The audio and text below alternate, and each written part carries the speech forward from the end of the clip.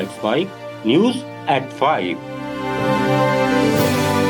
राम मंदिर चढ़ावा चोरी मामले पर राष्ट्रीय स्वयंसेवक संघ ने पहली बार आधिकारिक बयान जारी किया है। सरकारी वह दत्तात्रेय होसबाले ने कहा है कि दान पात्रों से चोरी की घटना ने करोड़ों राम भक्तों की आस्था को गहरी ठेस पहुंचाई है। संघ ने उत्तर प्रदेश सरकार द्वारा गठित एसआईटी जांच का स्वागत करते हुए कहा कि जो भी दोषी पाए जाएं उन्हें कड़ी से कड़ी सजा मिलनी चाहिए। आरएसएस ने श्री राम जन्मभूमि तीर्थ क्षेत्र ट्रस्ट से मंदिर की व्यवस्था और वित्तीय प्रबंधन में सभी कमियों को दूर करने तथा पारदर्शी और जवाबदेह प्रणाली लागू करने की अपेक्षा जताई है।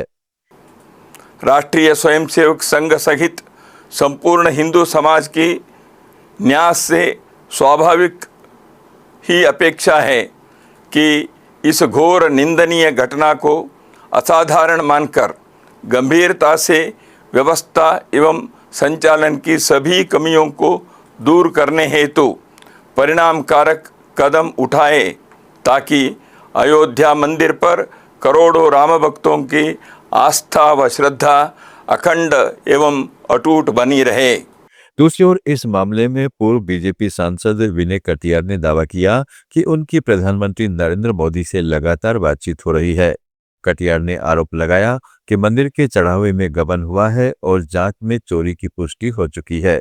उन्होंने ट्रस्ट के महासचिव चंपत राय, ट्रस्टी डॉक्टर अनिल मिश्रा और गोपाल राय पर भी सवाल उठाते हुए कहा कि आने वाले समय में इन्हें भी जेल जाना पड़ सकता है।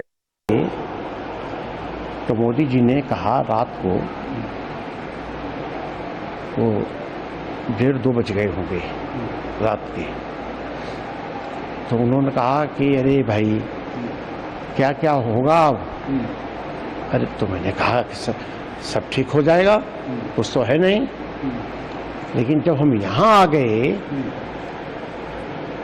तो उसमें देखा चंपत राय भी है, गोपाल राव भी है, ये सब जितने हैं ये, हाँ अनिल मिश्रा हैं, तो ये तो किसी कारण से थोड़ा बच गए, जेल नहीं जा पा रहे हैं। देश की चुनावी प्रक्रिया को लेकर 23 विपक्षी दलों और एक निर्दलीय सांसद ने भारत के मुख्य न्यायाधीश को लिखी संयुक्त चिट्ठी सार्वजनिक कर दी गई है। विपक्ष ने चुनाव आयोग पर पक्षपातपूर्ण रवैया अपनाने और चुनावी प्रक्रिया में कथित हेरफेर के गंभीर आरोप लगाए हैं। पत्र में कहा गया है कि स्वतंत्र और निष्पक्ष चुनाव लोकतंत्र की बुनियाद है और चुनाव आयोग की निष्पक्षता पर सवाल खड़े हो रहे हैं। विपक्ष ने सुप्रीम कोर्ट से एसआईआर प्रक्रिया और चुनाव से जुड़े अन्य मुद्दों पर न्यायिक हस्तक्षेप की मांग की है। साथ ही कहा है कि लोकतांत्रिक संस्थाओं पर जनता का भरोसा बनाए रखने के लिए न्यायपालिका की भूमिका बेहद महत्वपूर्ण है।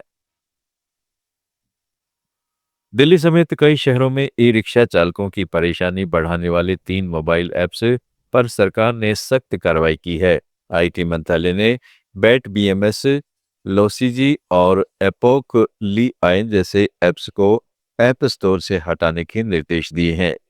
शिकायतें मिली थी कि इन ऐप्स के जरिए ब्लूटूथ से ई रिक्शा की बैटरी से कनेक्ट होकर चलते वाहन को अचानक बंद किया जा रहा था, जिससे चालकों को भारी दिक्कतों का सामना करना पड़ रहा था। हालांकि ये ऐप्स फिलहाल कुछ प्लेटफॉर्म्स पर अब भी दिखाई दे रहे हैं। सरकार का कहना है कि कमजोर सुरक्षा वाले बैटरी मैनेजमेंट सिस्टम की वजह से यह संभव हो रहा था और अब इस खामी को दूर करने के लिए भी कदम उठाए जा रहे हैं। दिल्ली के परिवहन मंत्री पंकज सिंह ने कहा है कि इस मामले की जानकारी सोशल मीडिया के जरिए मिली थी, जिसके बाद परिवहन विभाग और दिल्ली पुलिस ने जांच शुरू की। उन्हें जानकारी मिली कि केंद्र सरकार ने इन ऐप्स के खिलाफ कार्रवाई की है। हालांकि आदेश की प्रति उनके पास अभी नहीं है। यह सुरक्षा से जुड़ा गंभीर मामला है और सरकार यह सुनिश्चित करेगी कि ई रिक्शा चालकों और आम लोगों को किसी तरह की परेशानी या असुविधा का सामना न करना पड़े। समाचारों में फिलहाल इतना ही। जुड़े रहें लेट्स माइक के साथ। आप सुन रहे थे let's mike more than radio. Follow कीजिए हमें हमारे सोशल मीडिया प्लेटफॉर्म्स पर।